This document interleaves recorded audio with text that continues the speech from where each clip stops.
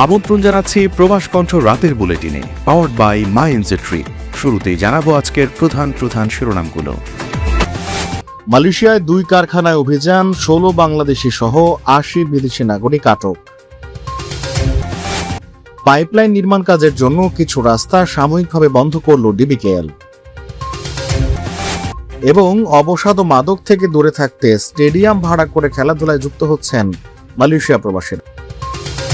দেখছিলেন শিরোনাম, এবার বিস্তারিত। আপনিও কি আপনার নেক্সট ট্রিপ প্ল্যান করছেন? তাহলে আপনার জন্যই মাই এনজে ট্রিপ, যেখানে এয়ার টিকেটস এবং হোটেল সব পাওয়া যাবে এক প্ল্যাটফর্মে, with a very affordable fares and endless options.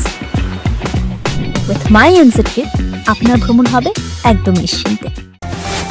মালয়েশিয়ার জোহর রাজ্যের লার্কিন শিল্প এলাকায় 2টি কারখানায় অভিযান চালিয়ে 16 জন বাংলাদেশি সহ মোট 80 জন বিদেশি নাগরিককে আটক করেছে দেশটির ইমিগ্রেশন বিভাগ।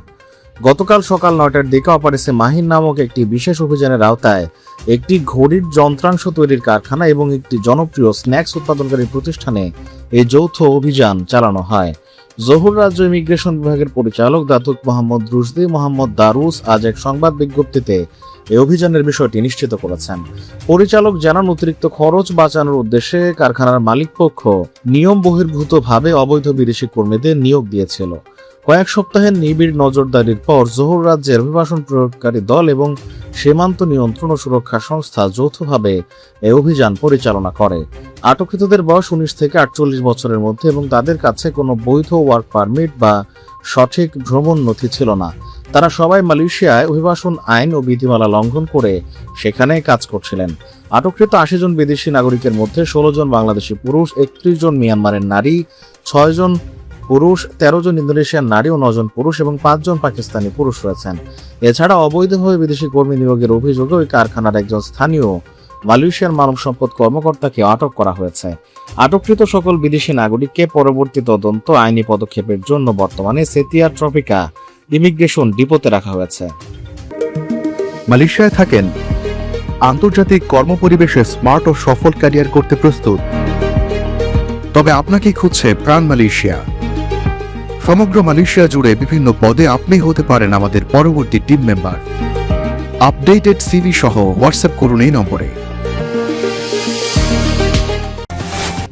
মালয়েশিয়ার রাজধানী কুয়ালালামপুরের জালান ইউথান্ট এলাকার বেশ কয়েকটি রাস্তা আগামী সোমবার থেকে সাময়িকভাবে বন্ধ থাকবে। ভূগর্ভস্থ পাইপলাইন স্থাপন নির্মাণ কাজের সুবিধার্থে সিদ্ধান্ত নেওয়া হয়েছে, যা আগামী বছরের 31 জানুয়ারি পর্যন্ত কার্যকর থাকবে। কুয়ালালামপুর সিটি হল ডিবিকেএল তাদের অফিসিয়াল ফেসবুক পেজে এক বিজ্ঞপ্তির মাধ্যমে এই তথ্য নিশ্চিত করেছে। নতুন এই ট্রাফিক নির্দেশনা অনুযায়ী যেসব যানবাহন জালান তুন রাজাক থেকে জালান ইউথান্ট, জালান তামান ইউথান্ট, জালান মেস, পার্সিয়ারান আম্পাং হিলির এবং জালান লাংকাক গল্ফের দিকে যাবে, তাদের নির্ধারিত প্রবেশ পথ হিসেবে অবশ্যই জালান ইউথান্ট ব্যবহার করতে হবে। অন্যদিকে জালান ইউথান্ট, জালান তামান ইউথান্ট, জালান মেস, পার্সিয়ারান আম্পাং হিলির এবং জালান লঙ্গাক গল্ফ এলাকা থেকে যেসব চালক জালান তুন রাজাকের দিকে যেতে চান, তাদের সবাইকে জালান লাংকাক গল্ফ হয়ে বের হতে হবে। বিদেশে স্বজনহীন বাংলাদেশি প্রবাসীরা বিভিন্ন পরিস্থিতিতে স্ট্রেস বা অবসাদে ভোগেন। পারিবারিক সামাজিক দায়বদ্ধতার পাশাপাশি চাকুরি, বেতন, ভিসা, পারমিট নিয়ে অনিশ্চয়তা সহ দৈনন্দিন প্রবাসের মাটিতে নতুন নতুন জটিলতার মুখোমুখি হতে হয় প্রবাসী বাংলাদেশিদের। ফলে প্রবাসীরা হীনমন্যতা ও মানসিক চাপের মধ্যে নিঃসঙ্গ জীবনযাপন করতে বাধ্য হন। এসব মানসিক অবসাদ থেকে শরীর ও মনকে সুস্থ রাখতে সম্প্রতি বিভিন্ন ধরনের খেলাধুলায় মনোনিবেশ করছেন তারা। কুয়ালালামপুরের ব্রিকফিল্ডে মাঠে সরেজমিনে গিয়ে দেখা যায় ব্যাপক উৎসাহ নিয়ে খেলছেন প্রবাসী বাংলাদেশিরা। বিশেষ করে তরুণ বাংলাদেশি প্রবাসীরা বিভিন্ন এলাকায় গ্রুপে বিভক্ত হয়ে ইনডোর ও আউটডোর স্টেডিয়াম ভাড়া করে রাত 8টার পর থেকে গভীর রাত পর্যন্ত খেলাধুলা, গল্প, আড্ডায় মগ্ন থাকেন। কুয়ালালামপুর শহরে শত শত আউটডোর ও ইনডোর স্টেডিয়াম রয়েছে, যা ঘন্টা ও দিন এবং রাত হিসেবে ভাড়া নেওয়া যায়। স্টেডিয়ামের ধরন অনুযায়ী ঘন্টা 5,000 থেকে শুরু করে 10,000 এবং সারাদিন বা রাত 30 থেকে 50,000 টাকা পর্যন্ত পরিশোধ করে বাংলাদেশি প্রবাসীরা খেলে থাকেন। বড় বড় টুর্নামেন্টের ক্ষেত্রে 5 থেকে 10 লাখ টাকা অর্থায়নের প্রয়োজন পড়ে, তখন বিভিন্ন কোম্পানি স্পন্সরও করে থাকে। তবে প্রবাসীরা সারাদিন কাজ করে রাতে খেলাধুলা করেন। মালয়েশিয়া প্রবাসীদের খেলাধুলা গণমাধ্যমে প্রচারিত হওয়ার পর চারপাশে খেলাধুলার প্রতি আগ্রহ বেড়েছে ব্যাপকভাবে। সংশ্লিষ্টরা বলছেন, প্রবাসীদের শরীর ও মন ফিট রাখতে এবং মাদক থেকে দূরে থাকতে খেলাধুলার বিকল্প নেই। আমরা কর্মব্যস্ততার পরেও আজকে এই খেলাধুলা করি আমাদের শরীরের ফিট রাখার জন্য। আর প্রবাস জীবনের সবচেয়ে বড় কথা হচ্ছে সবাই স্ট্রেসে থাকে বেশি, আর খেলাধুলার মাধ্যমে আমরা স্ট্রেসটা একটু রিফ্রেশ করতে পারি এবং ছোটো ভাই বেড়াদারকে, বড় ভাই বেড়াদার আছে, বন্ধু বান্ধব আছে এবং বিভিন্ন কোম্পানির মাধ্যমে আমরা কিছু একটা ইভেন্ট পেয়ে থাকি খেলাধুলার জন্য।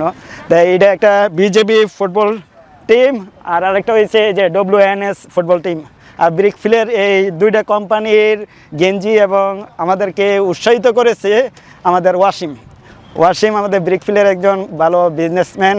তা বন্ধু বলি, ভাই বলি, সবাই সবার সাথে খুব মিশুক এবং সুন্দরভাবে আমাদেরকে উৎসাহ দিয়ে থাকে। আমরা সবাই মালয়েশিয়ার প্রবাসী। সারা দিন কর্মব্যস্ততার পরে দেখা যাচ্ছে সপ্তাহে একদিন ছুটি থাকে, আবার মাঝে মাঝে রাত্রে আমরা একটু নিজেকে উজ্জীবিত রাখার জন্য খেলাধুলা করি সবাই একসাথে। আসলে কি আর করার বলেন, এটাই তো আমাদের জীবন। যতই কর্মব্যস্ততা থাক, একটু নিজের কাছে ফিট রাখার জন্য, একটু আনন্দ পাওয়ার জন্য আমরা মাঝে মাঝে এরকম এই মাঠে এসে আমরা খেলাধুলা করি। এটাই আমাদের কাছে মহা একটা শান্তি। দূর প্রবাসে পড়ে থাকি, ফ্যামিলি, পরিবার, আত্মীয় স্বজন ছেড়ে একটু সবাই একসাথে থাকলে মনের কাছেও ভালো লাগে, একটু শান্তি লাগে।